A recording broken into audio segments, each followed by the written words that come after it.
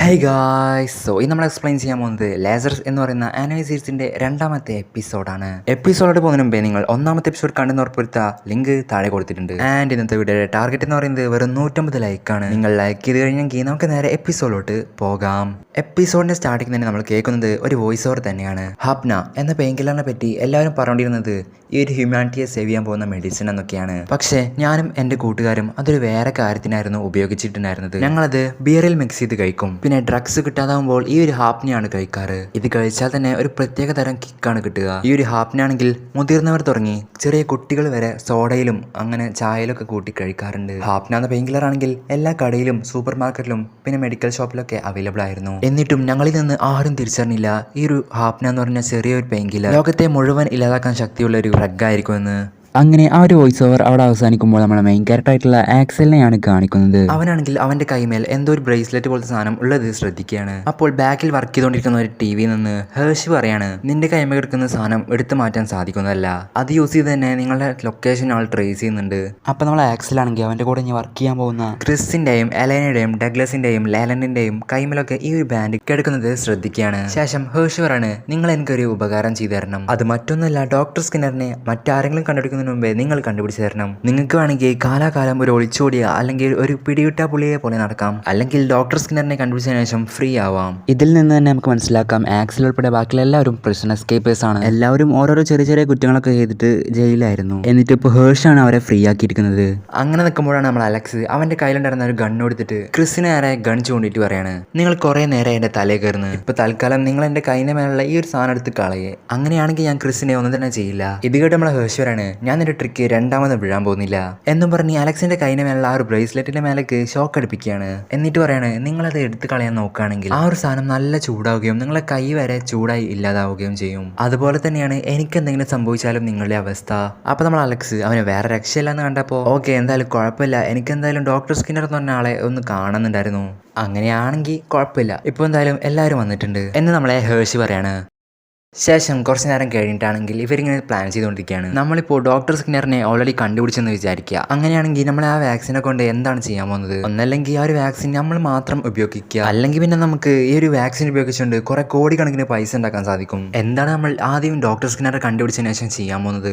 അതിനുത്തരമായി നമ്മളെ ഡഗ്ലസ് പറയാണ്, നമ്മൾ ഈ ഒരു ജോലി ചെയ്യുന്നത് നമ്മളെ പേഴ്സണൽ ബെനിഫിറ്റിന് വേണ്ടിയോ അല്ലെങ്കിൽ നാലാളെ അറിയാൻ വേണ്ടിയിട്ടൊന്നുമല്ല. നമ്മൾ ഈ ജോലി ചെയ്യുന്നത് എന്തിനെന്ന് വെച്ചാൽ അത് മറ്റൊന്നിനല്ല, നമ്മളെ ഹ്യൂമാനിറ്റിയെ സേവ് ചെയ്യാൻ വേണ്ടി തന്നെയാണ്. അപ്പൊ ബാക്കിയുള്ളവർ ഒരേ സ്വരത്തിൽ പറയാണ്, ഓ അപ്പൊ നമ്മൾ അവെഞ്ചേഴ്സ് ഒക്കെ പോലെ ഒരു സൂപ്പർ ഹീറോസ് ആണല്ലേ, എന്തായാലും ഡോക്ടർ സ്കിന്നറിനെ കണ്ടുപിടിക്കുക എന്നുള്ളതാണ് നമ്മളെ പ്രധാന ലക്ഷ്യം. ശേഷം നമ്മൾ ആക്സലാണെങ്കിൽ ആരും നാണിക്കരുത്, എന്നിട്ട് സത്യമായ ഉത്തരം മാത്രം പറയണം എന്നും പറഞ്ഞിട്ട് ഇവിടെ ആരെങ്കിലും ഇതിനു മുന്നേ ഹാപ്ന കഴിച്ചിട്ടുണ്ടോ എന്ന് ചോദിക്കുകയാണ്. അപ്പോഴാണെങ്കിൽ അവിടെ ഉണ്ടായിരുന്ന എല്ലാവരുടെയും കൈയും പതുക്കെ പൊങ്ങുന്നുണ്ടായിരുന്നു. അതിനടുത്ത് നമ്മൾ ആക്സൽ ഉൾപ്പെടെ എല്ലാവരും തന്നെ ഒരു ഹാപ്ന പറഞ്ഞ ഡ്രഗ് കഴിച്ചിട്ടുണ്ട്. അതിനുശേഷമാണെങ്കിൽ ഡഗ്ലസ് അവരുടെ ഹൈഡൗട്ട് നമ്മൾ ആക്സലിന് കാണിച്ചു കൊടുക്കുന്നുണ്ട്. കാരണം അവൻ പുതിയതാണല്ലോ. പക്ഷെ നമ്മൾ അലക്സിന് ഈ ഒരു വീട് പണ്ടത്തെ സ്റ്റൈല് പോലെ തോന്നുകയാണ്. നമ്മളൊരു വേൾഡ് സേവ് ചെയ്യാൻ പോകുന്ന സൂപ്പർ ഹീറോസ് അല്ലേ, എന്നിട്ട് ഇതാണ് നമ്മൾ താമസിക്കുന്ന വീട് എന്നൊക്കെ നമ്മൾ അലക്സിനെ പറഞ്ഞിരിക്കുന്ന സമയത്ത് ഡഗ്ലസ് ആണെങ്കിൽ അവിടെ ഉണ്ടായിരുന്ന ഒരു മെഷീന് നേരെ അവൻ്റെ കൈ നീട്ടാൻ പറയാണ്. അങ്ങനെ അവൻ കൈ നീട്ടിയപ്പോൾ അവൻ്റെ കൈരേഖ കാരണം തന്നെ അവിടെ ഉണ്ടായിരുന്ന ഒരു വലിയ ബിൽഡിംഗ് അവിടെ തുറക്കുകയാണ്. അതുകൊണ്ട് നമ്മൾ ആക്സൽ ചോദിക്കുകയാണ്, ഞാനൊക്കെ എപ്പോഴാണ് രജിസ്റ്റർ ആയത്? ഇതൊക്കെ ഞങ്ങൾ നീ ഉറങ്ങുന്ന സമയത്ത് ചെയ്തിട്ടുണ്ടായിരുന്നു. ശേഷം നമ്മളെ ഹേർഷാണെങ്കിൽ ഡോക്ടർ സ്കിന്നറിനെ പറ്റി കൂടുതൽ ഇൻഫർമേഷൻ പഠിക്കാൻ വേണ്ടിയിട്ട് ഒരു മീറ്റിംഗ് വെച്ചിട്ടുണ്ടായിരുന്നു. സോ ഇവർക്ക് കാര്യങ്ങളൊക്കെ പറഞ്ഞു കൊടുക്കുന്നത് നമ്മളെ ഡഗ്ലസ് ആണ്. ഡഗ്ലസ് ആണെങ്കിൽ ഇവർക്ക് ഡോക്ടർ സ്കിന്നറിന്റെ ശരിക്കുള്ള ഫോട്ടോയും ഏജും ഒക്കെ അങ്ങനെ കാണിച്ചു കൊടുക്കുകയാണ്. ഡോക്ടർ സ്കിന്നർ ഇസ്താൻബുൾ എന്ന് പറഞ്ഞ സ്ഥലത്താണ് ജനിച്ചത്. അദ്ദേഹം എപ്പോഴും ജീവിച്ചിരിക്കുന്നുണ്ടെങ്കിൽ അയാൾക്ക് 56 വയസ്സായിരിക്കും പ്രായം. 12ാമത്തെ വയസ്സിൽ അയാളുടെ അച്ഛനും അമ്മയും മരിച്ചുപോയി. ഭാര്യയും ഇല്ല, കുട്ടികളും ഇല്ല. മൊത്തത്തിൽ ടോട്ടൽ ഒരു എലോൺ ആയിട്ടുള്ള ഒരു പേഴ്സൺ ആയിരുന്നു നമ്മളെ ഡോക്ടർ സ്കിന്നർ. പിന്നെ ഡോക്ടർ സ്കിന്നർ ആണെങ്കിൽ ചെറുപ്പം മുതലേ നല്ല സ്മാർട്ടായിട്ടുള്ളൊരു കുട്ടിയായിരുന്നു. അവനൊരു ഡിഗ്രി എടുത്തതിന് ശേഷം അവൻ്റെ ഫ്രണ്ട്സും പിന്നെ ഒപ്പം വർക്ക് ചെയ്യുന്നവരൊക്കെ അവനെ നെക്സ്റ്റ് ഐൻസ്റ്റൈൻ എന്നൊക്കെയാണ് വിശേഷിപ്പിച്ചിരുന്നത്. അപ്പോഴാണ് നമ്മളെ ക്രിസ് ചോദിക്കുന്നത്, നമ്മൾ അയാൾക്ക് കിട്ടിയ അവാർഡ്സ് ഒക്കെ നോക്കുന്നതായിട്ട് നല്ലത് അയാളുടെ പേഴ്സണാലിറ്റി നോക്കുന്നതല്ലേ എന്ന് നമ്മളെ ക്രിസ് ചോദിക്കുകയാണ്. അപ്പോഴാണെങ്കിൽ ഡഗ്ലസ് പറയുന്നുണ്ട്, അയാളാണെങ്കിൽ നോബൽ പ്രൈസ് 3 പ്രാവശ്യം ജയിച്ചിട്ടുണ്ട്, പക്ഷെ അപ്പോൾ കിട്ടിയ പൈസ ഒക്കെ അയാൾ പാവങ്ങൾക്ക് കൊടുത്തിട്ടുണ്ട്. ശേഷം ഹേർഷ് ആണെങ്കിൽ ഡോക്ടർ സ്കിന്നറിന്റെ ഒരു ഫേമസ് ആയിട്ടുള്ള സ്പീച്ച് നമ്മൾ ആൾക്കാർക്ക് കാണിച്ചു കൊടുക്കുകയാണ്. ആ ഒരു സ്പീച്ചിലാണെങ്കിൽ അയാൾ കൊല്ലുന്നതിനും പിന്നെ മാലിന്യത്തിനും ഒക്കെ എതിരായിട്ടാണ് സംസാരിക്കുന്നത്. അപ്പോൾ ഞാൻ ഇതിൽ വേറൊരു കാര്യം ശ്രദ്ധിച്ച് ഇത് നോക്കുക ഗൈസ്, ഇന്ത്യ ആദ്യമായിട്ട് ഇന്ത്യയിലെ സാരി എടുത്തിട്ടുള്ള ഒരു ക്യാരക്ടറെ ആനിമേ സീരീസിൽ കാണുന്നത്. ഓക്കെ, അതെന്തെങ്കിലും ആവട്ടെ. ഡോക്ടർ സ്കിന്നറിനെ പറ്റി കൂടുതൽ പരിശോധിക്കുമ്പോൾ അവർക്ക് മനസ്സിലാവാൻ പറ്റുന്നത് ഡോക്ടർ സ്കിന്നർ ശരിക്കും പറഞ്ഞാൽ ഒരു വിശുദ്ധനാണ്, അല്ലെങ്കിൽ ഒരു പുണ്യാളനാണ്. ഡോക്ടർ സ്കിന്നറിനെ കാണുന്നതിന് ശേഷം ഒരാൾക്ക് പോലും അയാളിപ്പോൾ എവിടെയാണെന്ന് കണ്ടുപിടിക്കാൻ സാധിച്ചിട്ടില്ല. ഇപ്പൊ നീ പറഞ്ഞിരുന്നത് അയാൾ ഇനി ഫുൾ ടൈം ഒരു ഹൈഡ്രോട്ടിനുള്ളിൽ ഒളിച്ചിരിക്കും എന്നാണോ? അപ്പൊ ബാക്കിയുള്ളവർ ഓരോരുത്തരുടെ അഭിപ്രായം പറയാണ്. ചിലപ്പോൾ ഡോക്ടർ സ്കിന്നർ ഓൾറെഡി ഡെഡ് ആയിട്ടുണ്ടാവും, അല്ലെങ്കിൽ എന്തെങ്കിലും മുഖമോടിയൊക്കെ ഇട്ട് നടക്കുന്നുണ്ടായിരിക്കും. അതുമല്ലെങ്കിൽ വേറൊരാളുടെ ഐഡന്റിറ്റി കോപ്പി ചെയ്ത് അതിൽ ജീവിക്കുന്നുണ്ടായിരിക്കും. ഓരോരുത്തർ അവരുടെ ഒപ്പീനിയൻ പറഞ്ഞിരിക്കുമ്പോൾ നമ്മൾ എലൈനാണെങ്കിൽ എനിക്ക് ഡോക്ടർ സ്കിന്നറിനെ പറ്റി ഒരു ലീഡ് കിട്ടിയിട്ടുണ്ടെന്ന് തോന്നുന്നു. ഇത് പറഞ്ഞപ്പോഴത്തേക്കും എല്ലാവരും കാർഡ് റെഡിയായിട്ട് ആ പറഞ്ഞ സ്ഥലത്തേക്ക് പോവാണ്. അപ്പോൾ ആക്സലിനോടും ക്രിസിനോടും ഒരു ടീമായിട്ട് പോകാൻ പറയുന്നു. ഡഗ്ലസിനോടും ലാലനോടും വേറെ ടീമായി പോകാൻ പറയുന്നു. പിന്നെ നമ്മൾ എലൈനോട് പറയുന്നുണ്ട് ഡോക്ടർ സ്കിന്നറിന്റെ മുഖച്ചായമുള്ള ആൾക്കാരെ കണ്ടുപിടിക്കാൻ. ശേഷം നമ്മളെ ക്രിസിന്റെയും ആക്സലിന്റെയും സീനാണ് കാണിക്കുന്നത്. ക്രിസ് ആക്സലിനോട് ചോദിക്കുകയാണ് എനിക്ക് എത്ര വർഷത്തിന്റെ തടവ് ശിക്ഷയാണ് കിട്ടിയിരിക്കുന്നതെന്ന്. അപ്പോൾ ക്രിസ് പറയുന്നുണ്ട് 888 വർഷം എന്ന്. ഇത് കേട്ടപ്പോൾ ക്രിസ് ആകെ ഞെട്ടി പോകുന്നുണ്ട്. ഇത് കേട്ട ആകെ പേടിച്ചിട്ട് കാർ പെട്ടെന്ന് സ്റ്റോപ്പ് ചെയ്യാണ്. നമ്മൾ ആക്സലിന് നേരെ ഗണ്ണ് ചൂണ്ടിയിട്ട് മര്യാദക്ക് കാറിൽ നിന്ന് ഇറങ്ങി പോടാ സൈക്കോ, സത്യം പറയടാ നീ എത്ര ആൾക്കാരുടെ കൊന്ന്. ഇത് കേട്ട് നമ്മൾ ആക്സിൽ പറയാണ് ഇത് നീ വിചാരിക്കുന്ന പോലെ ഞാൻ സൈക്കൊന്നുമല്ല. നമ്മൾ ഓരോ പ്രാവശ്യം ജയിൽ ചാടുമ്പോഴും അവർ നമുക്ക് തന്നിരിക്കുന്ന ആ ഒരു തടവ് ശിക്ഷ അത് ഡബിൾ ആയിക്കൊണ്ടേയിരിക്കും. എനിക്കാണെങ്കിൽ അത് അറിയണ്ടാവില്ല. ഞാൻ അറിയുന്നതിന് മുമ്പേ അത് ഒരു വലിയൊരു നമ്പറായി മാറിയിട്ടുണ്ടായിരുന്നു. അപ്പൊ ക്രിസ് ചോദിക്കാണ് നീ എന്തിനാടാ ഇത്ര പ്രാവശ്യമൊക്കെ ജയിൽ ചാടുന്നത്, നിനക്കെന്താ പ്രാന്താണോ? അപ്പൊ ആക്സിൽ പറയാണ് അതെൻ്റെ ഒരു ഹോബിയാണ്, എനിക്ക് വേറെ ഒന്നും ചെയ്യാല്ലാത്ത കാരണം എനിക്ക് ജയിൽ ചാടുക എന്ന് പറഞ്ഞാൽ നല്ല ഇഷ്ടമുള്ള കാര്യമാണ്. ശേഷം നമ്മളെ ഡഗ്ലസിനെയും ലേലൻഡിനെയും ആണ് കാണിക്കുന്നത്. ലേലൻഡ് ഡഗ്ലസിനോട് ചോദിക്കുന്നുണ്ട് നീ എന്തിനാണ് ജയിലിൽ പോയത്? അപ്പോൾ ഡഗ്ലസ് പറയുന്നുണ്ട് അതൊരു ചെയ്യാൻ പാടില്ലാത്ത കാര്യം ഞാൻ ചെയ്തു, അത്രമാത്രം നീ അറിഞ്ഞാൽ മതി പോ. എന്നിട്ട് ഡഗ്ലസ് ലേലൻഡിനോട് ചോദിക്കുകയാണ് നീ എന്തിനാണ് ജയിലിൽ പോയത്? അപ്പോൾ ലേലൻഡ് പറയുന്നുണ്ട് ഞാനൊരു കടയിൽ നിന്ന് ഒരു സാധനം കട്ടു, അതിനാണ് ഞാൻ ജയിലിൽ പോയത്. അപ്പോൾ ഡഗ്ലസ് ആണെങ്കിൽ അവനെ കളിയാക്കിയിട്ട് പറയുന്നുണ്ട് അല്ലാണ്ട് നീയൊക്കെ എന്തിന് ജയിലിൽ പോകാനാ? പക്ഷേ എലൻ അങ്ങനെയല്ല, അവളൊരു വലിയൊരു ഹാക്കർ. അവളാണെങ്കിൽ കുറേ ചെയ്യാൻ പാടില്ലാത്ത ക്രൈമൊക്കെ ചെയ്തിട്ടുണ്ട് ഈ ഒരു ഹാക്ക് യൂസ് ചെയ്തിട്ട്. അപ്പൊ ലാലൻഡ് പറയുന്നുണ്ട് പക്ഷെ അവളെ കണ്ടാൽ അങ്ങനെ തോന്നില്ലല്ലോ, ഒരു പാവം ഉണ്ടാത്ത കുട്ടി. അങ്ങനെയാണ് എനിക്ക് അവളെ പറ്റി തോന്നിയത്. ശേഷം നമ്മൾ ക്രിസ്തും ആക്സലും ആണെങ്കിൽ അവർക്ക് ഏൽപ്പിച്ച് ആ ഒരു സ്ഥലത്ത് എത്തുന്നുണ്ട്. അതുപോലെ തന്നെ ഡഗ്ലസും ലേലൻഡും അവർക്ക് പറഞ്ഞ ആ ഒരു സ്ഥലത്തും എത്തുന്നുണ്ട്.